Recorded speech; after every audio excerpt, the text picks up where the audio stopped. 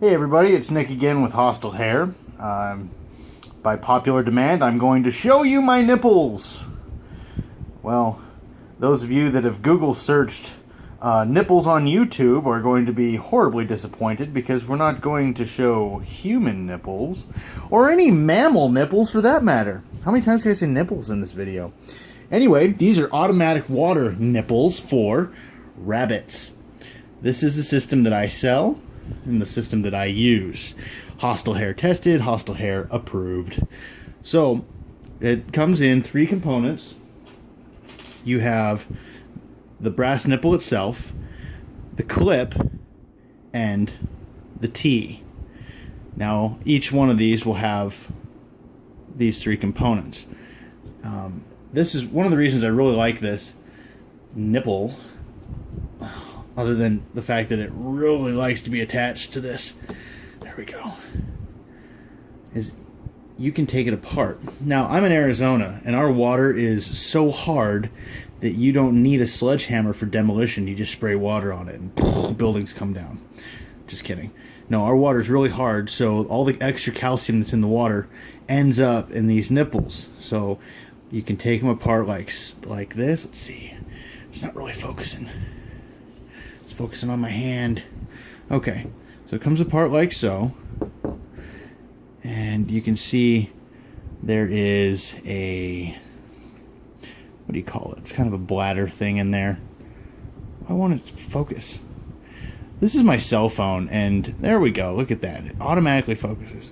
That is the little bladder or the diaphragm in there that this pin pushes into. And it's allowed just enough wiggle room that it breaks the seal and lets water come in. So you don't need very much pressure. Just gravity fed will work.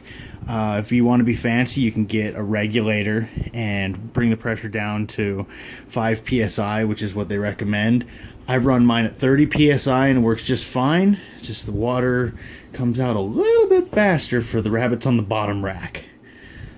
So much so that some of the babies will play with them and spray their mama with it.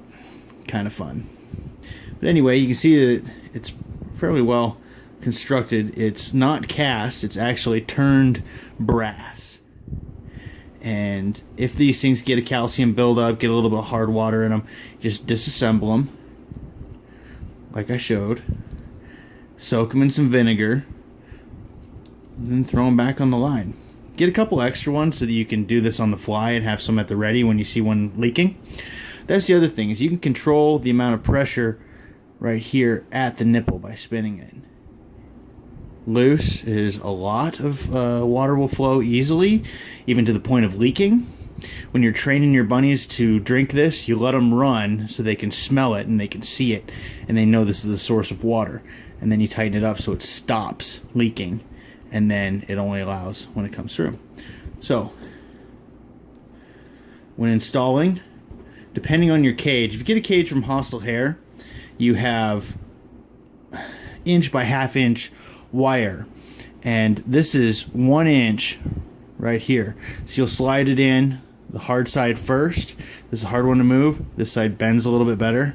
You slide this one in first, and then now it's a matter of preference if you want this facing up or facing down. Some of the bunnies like to bite with their bottom jaw or lick. I'm sorry, they'll bite with their top teeth if it's up like this, or if you have it upside down, they'll lick underneath or bite. They're biters. They'll bite all the time on this.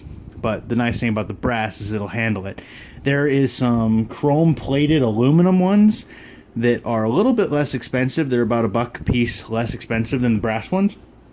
In some cases, $2 less expensive. But the rabbits eat through them. I've only had, I think they lasted about 6 months when I put them on. Because I'm cheap, I went with those ones first. And I wasn't happy with them. So anyways, there's my nipples, all you Hostile Hair fans that wanted to see them. And yes, you're welcome that I didn't actually show you my nipples.